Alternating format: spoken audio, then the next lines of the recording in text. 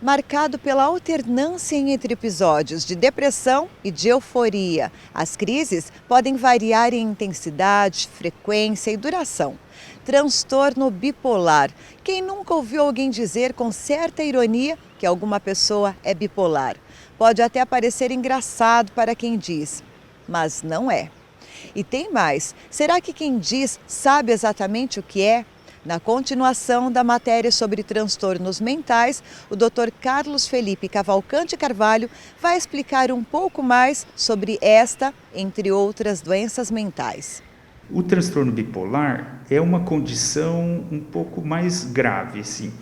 É aquela pessoa que tem um quadro depressivo, assim, geralmente um quadro depressivo que se estende de longa data e num determinado momento ela faz um episódio de mania, que seria o contrário do quadro depressivo.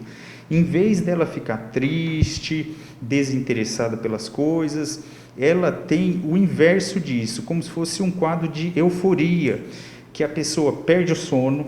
Muitas vezes a pessoa, quando ela está num episódio de mania, ela é capaz de dormir só 2 horas durante dias e ter energia para tocar o dia a dia. E junto vem uma irritabilidade extrema, né? Vem também aqueles episódios, a pessoa pode ter uma impulsividade importante, se envolver com o uso de substâncias, em função dela estar nesse quadro de euforia. Então, quando a pessoa tem a depressão e algum episódio de mania, de euforia, a gente dá um nome de transtorno bipolar. E o tratamento, medicação, só que aí é uma medicação um pouquinho diferente, é uma medicação que a gente fala que é estabilizador do humor e também psicoterapia. E Dr. Carlos, e a esquizofrenia? Fale um pouco sobre.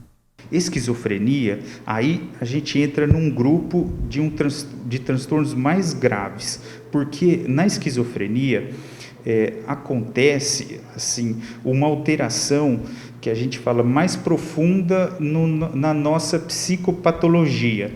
A pessoa vai ter alterações no processo de formação do pensamento dela.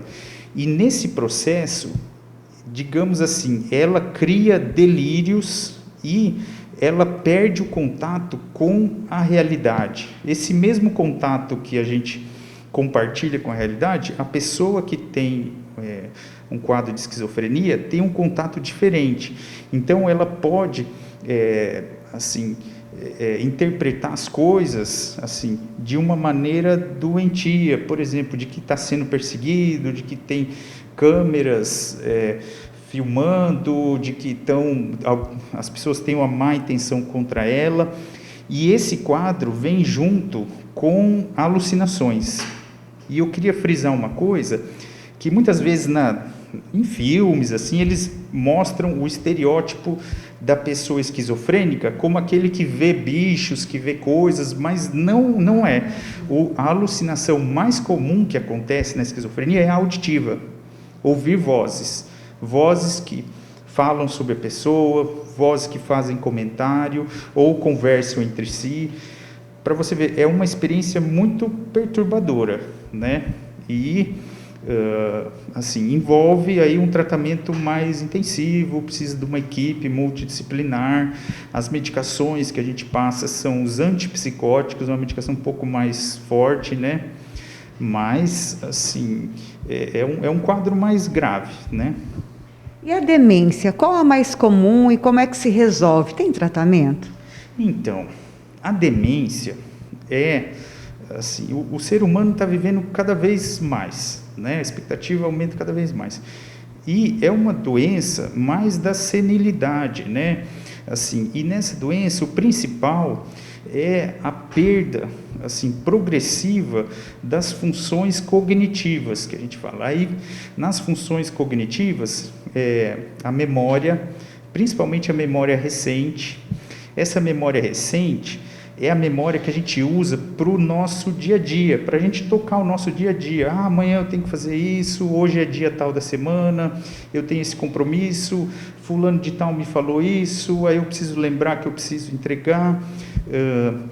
E também pode acometer também outras funções, a nossa orientação, que dia que é hoje, né? Também o nosso raciocínio lógico e, nos estágios mais avançados, pode prejudicar a nossa capacidade, assim, até de se alimentar, de se vestir, né? Então, é uma doença, assim, que ela é progressiva, também essa perda, ela costuma ser irreversível, né? E você perguntou a que é mais comum. A que é mais comum é a demência de Alzheimer, né? Cerca de 60% de todos os casos, né, é de Alzheimer. Depois vem uma outra que a gente chama que é a demência vascular, né? Assim, que muitas vezes as duas coexistem, né? Mas o Alzheimer é de longe a mais frequente, né? Doutor, vou dar um exemplo.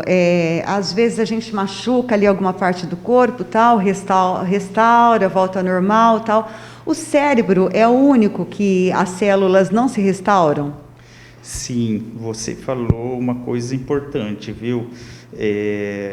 Tem estudos que tentam verificar que alguns neurônios, mas não essas perdas, né, dessas células nervosas assim, são irreversíveis ainda. Então a lógica é o que temos que preservar, porque é com isso que a gente vai levar até o fim.